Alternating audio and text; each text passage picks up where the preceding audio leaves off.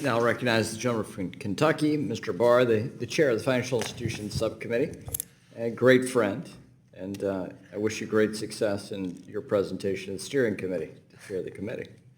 Well, thank you, Mr. Chairman, and thank you most of all for your friendship and mentorship over these many years.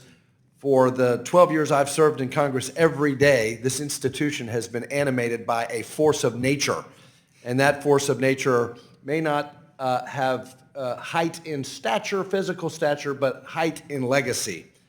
And your legacy, Mr. Chairman, is large, and you're sharing the story, and you've shared it with me many times, about your dad.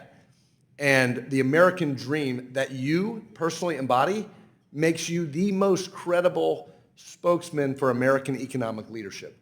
You've been incredibly effective with good humor, with really shrewd political acumen, and I will never forget your mentorship of me over these years when you said to me and admonished me many times, if you try to do everything, you won't do any of it well. I don't think I've followed your advice all the time, but that's really, really good advice. And for incoming freshman members, I'm going to say a very outstanding member of Congress, Patrick McHenry, once told me, and I'll pass that advice down.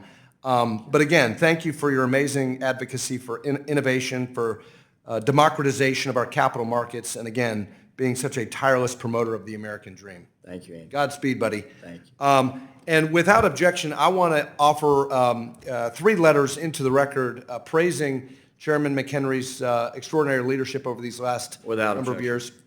And I just have to say, National Venture Capital Association, America's Credit Unions, and the Electronic Transaction Association. Thanks. So with that, Mr. Chairman, let me launch into a question, I think a question that you would appreciate. The U.S. has 4.4% of the world's population, but over 50% of capital is raised here. 20 years ago, the U.S. was home to 83% of global venture capital activity, but in 2022, that amount dropped to 47%. That's not good for the American dream. We want it to go back up. Given the large increase in global capital competition, we must foster a competitive environment for venture capital firms. That's why I introduced the Developing and Empowering Our Aspiring Leaders Act, or the DEAL Act, which saves VC firms from the cost and complexities that come with SEC registration and allows them to expand into new markets that otherwise would be unachievable. This is incredibly important for markets around the country. Instead of just New York or Silicon Valley, to receive investments from venture capital firms, increasing capital formation for businesses who may be left behind otherwise. This is kind of personal for me because, let's face it, in my home state of Kentucky, there's some venture capital, but the venture capital ecosystem is not as, obviously not as robust as in some of these coastal areas.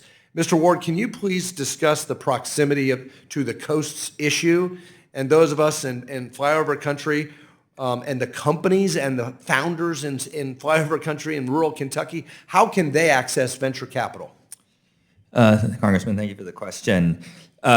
We live under the premise or belief that entrepreneurs will follow capital and employees will follow those entrepreneurs. And so the key to catalyzing an ecosystem, a regional ecosystem of venture capital is to attract the investors.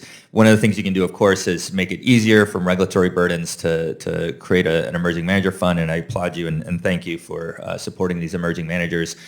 We as a country are great at producing doctors, lawyers, accountants. We're not the best at producing entrepreneurs. By sort of definition, entrepreneurs are the aberration, not the rule.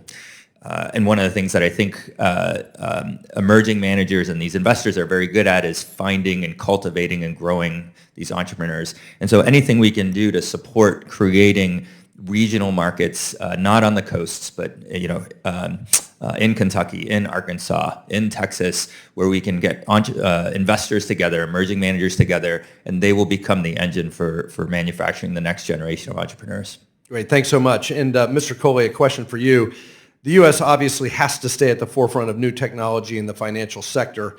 Our chairman has been a champion for making sure the United States is a destination and that we are the innovative leader in the world. But AI is a great example of where we have to be the leader for national security reasons, in addition to economic competitiveness reasons. So, Mr. Coley, from your perspective, what challenges are companies facing that prevent firms from achieving the full potential of these emerging technologies? Thank you for the question. I would say that today, I don't see many challenges for these companies in adopting AI, but there is a risk. I think there is a risk if regulation comes in too fast on open source AI. When you take a look at how startups actually get going, they lean on open source software quite a bit. And with some of the discourse happening around regulation, I do worry about us trying that the regulation ends up restricting the amount of open source AI that's out there. That's a great point. I think that is why it won't work very well in China, where you have a closed society. So thank you very much to all of our witnesses. And once again, thanks, Chairman, for your extraordinary leadership. I yield.